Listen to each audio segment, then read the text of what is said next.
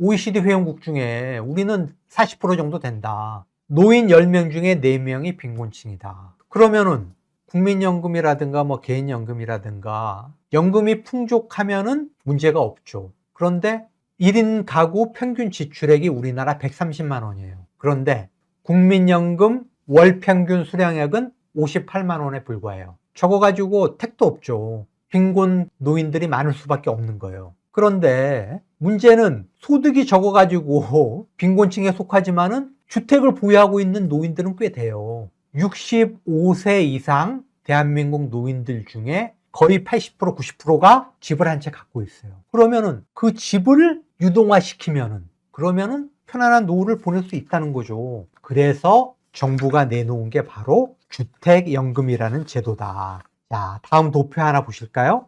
주택연금 개요 및 가입 절차. 자, 보세요. 부부 중에 한 사람이 55세 이상이면 주택연금에 가입할 수 있어요. 그리고 아까 말씀드렸듯이 이거는 지금 주택금융공사가 운영하고 있는 공적주택연금을 말씀드리는 겁니다. 공시가격이 12억 원 이하여야 돼요. 12억 원을 초과하면 안 된다. 그리고 주택법상의 주택은 다 해당이 된다. 아파트뿐만 아니라 뭐 일반 단독주택, 빌라, 주거용 오피스텔 이런 것도 다 해당이 된다. 그리고 내가 집이 2채 아니면 3채, 다주택자예요. 그런데 합산을 했더니 공시가격이 12억 미만이야. 그러면은 내가 갖고 있는 2채, 3채 중에 한 채를 가지고 주택연금을 신청할 수 있다.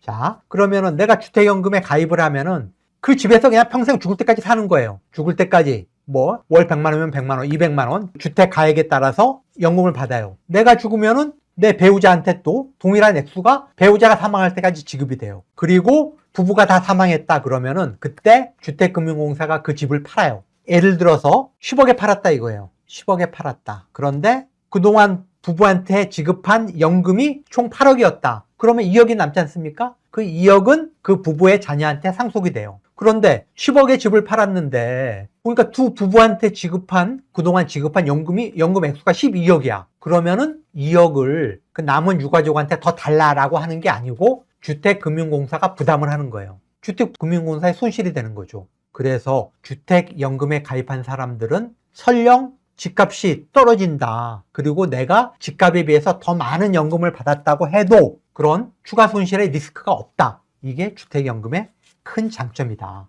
그러면은 주택연금에 가입하면은 월 얼마씩 받을까? 자, 월 지급금 예시표를 한번 보실까요? 70세를 기준으로 해서 하면은 내가 1억 원짜리 70세에 1억 원짜리 집을 주택연금 가입을 했다. 그러면은 월 30만 원씩 받아요. 5억 원짜리 집이다. 그러면은 월 150만 원을 받는다. 그리고 12억 원짜리 집이다. 지금은 공시지가 12억 원이 주택연금에 가입할 수 있는 최고가 주택이에요. 그러면은 276만 3천 원씩 평생 죽을 때까지 276만 3천 원씩 받는다. 이렇게 이해를 하시면 될 것 같고요. 그런데 지난달에 하나금융에서 내놓은 바로 이 상품 하나 더 넥스트 내 집 연금, 이거는 민간주택연금이에요. 공시지가 12억 원이 넘는 고가주택을 가지고 있는 사람들도 가입할 수 있는 민간주택연금 상품이다. 그러면 어떤 사람들이 가입할 수 있냐?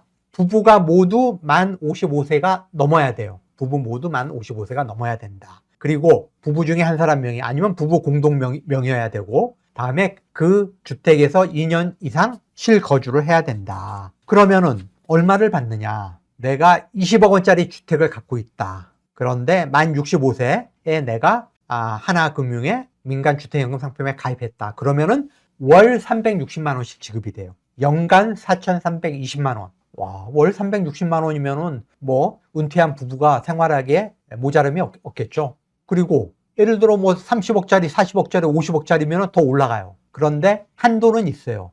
월 최대 1,080만 원이 한도예요. 내가 100억, 200억짜리 그런 아주 고급 아파트의 펜트하우스를 갖고 있다. 그거를 하나금융의 주택연금 상품에 가입했다. 그런다고 2천만 원, 3천만 원 주지는 않아요. 한도는 1,080만 원이다. 어쨌든 공시지가 12억 이상의 고가주택도 가입할 수 있는 상품이 처음 나왔다라는 거. 그리고 주택금융공사가 운영하는 공적 주택연금과 똑같이 내가 죽을 때까지 정해진 액수, 월 20억짜리 아파트를 가지고 하나금융상품에 가입했다. 내가 만 65세에 가입했다 그러면 월 360만 원씩 내가 죽을 때까지 나오는 거예요. 그리고 내가 죽고 나서 배우자가 살아있다 그러면 또 배우자가 죽을 때까지. 그리고 똑같아요. 만약에 20억짜리 아파트가 내가 이 상품에 가입하고 부부가 25년 뒤에 죽었다 이거예요. 그런데 그때 아파트 값이 한 40억으로 2배가 올랐다. 그러면은 계산을 해보면은 25년 뒤에 월 360만 원씩 받으면은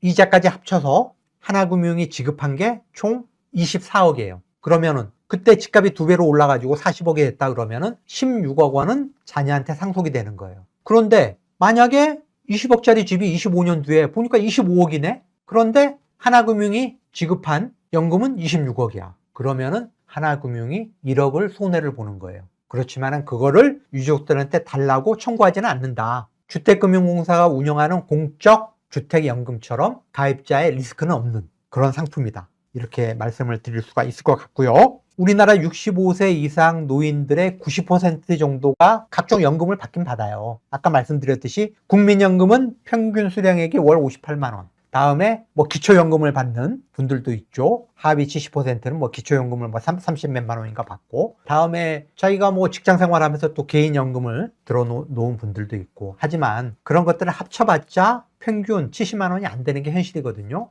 그렇기 때문에 많은 분들이 크던 작던 액수가 작든 많든 집을 갖고 있는 노인들은 상당수가 많기 때문에 그분들이 주택을 어떤 노후 자산의 어떤 수단으로 잘 활용한다면은 지금보다는 좀 더 편안한 노후가 되지 않을까.